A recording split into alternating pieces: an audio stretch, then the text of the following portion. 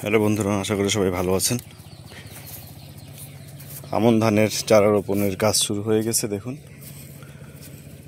আর কিছুক্ষণের মধ্যে রোদের তাপমাত্রা অনেক বেশি হবে। আপনারা জানেন এবছর আমন সিজনে সেচের ব্যবস্থা খুবই খারাপ। আকাশের বৃষ্টি একবারে নাই বললেই চলে। আকাশের কড়া রোদ এবং কাদা রাস্তাযুক্ত আইল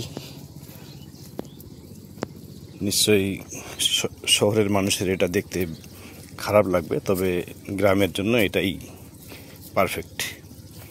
বেশিরভাগ সময়ে গ্রামের মানুষজন এভাবেই চলাচল করে। শুধুমাত্র হাট বাজার যাওয়ার জন্য যে পরিমাণ সময় ব্যয় করে, সেখানেই তারা পরিষ্কার পরিচ্ছন্ন রাস্তা ব্যবহার করে। দেখতে পাচ্ছেন আমন ধানের চারা রোপণ করা হয়েছে। বেশ 15 দিনের মতো হয়ে গেল এই চারাগুলির বয়স।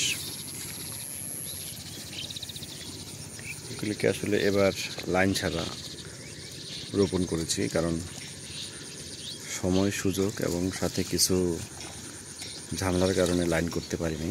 যাই হোক, তারপরও খারাপ হয়নি রোপণ করা।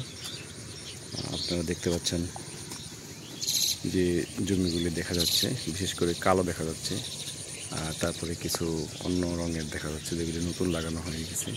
এখানে সেচ নেওয়া হচ্ছে, যেহেতু আকাশের বৃষ্টি নেই।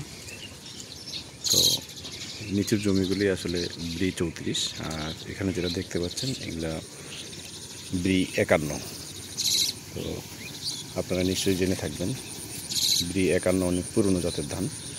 তারপর আমরা আবাদ করেছি, যেহেতু এই জমিগুলোতে আমরা ভুট্টা রোপণ করব। ভুট্টার জমিতে প্রচুর সার থাকে, সার থাকার কারণে অন্যান্য ধান যদি আমরা করি, সেখানে গাছের হাইট অনেক বেড়ে যায়, তখন বাতাসের কারণে ধান পড়ে যায়। সেজন্য ওই রিস্ক না নিয়ে আমরা এখানে চেষ্টা করেছি যে ব্রি 51, এটাতে প্রচুর পরিমাণ তাপ এবং গাছ খাটো হয়, যার কারণে আমরা এটা করেছি। ধন্যবাদ বন্ধুরা, কেমন লাগলো সবাই জানাবেন। এটা আমাদের সেচ দেওয়ার জন্য একটি মোটর ঘর, এখান থেকেই এখন পানি নেওয়া হচ্ছে। আমার দাদা, উনি আমাদের সব জমি দেখাশোনা করেন। ভালো থাকবেন সবাই, সুস্থ থাকবেন।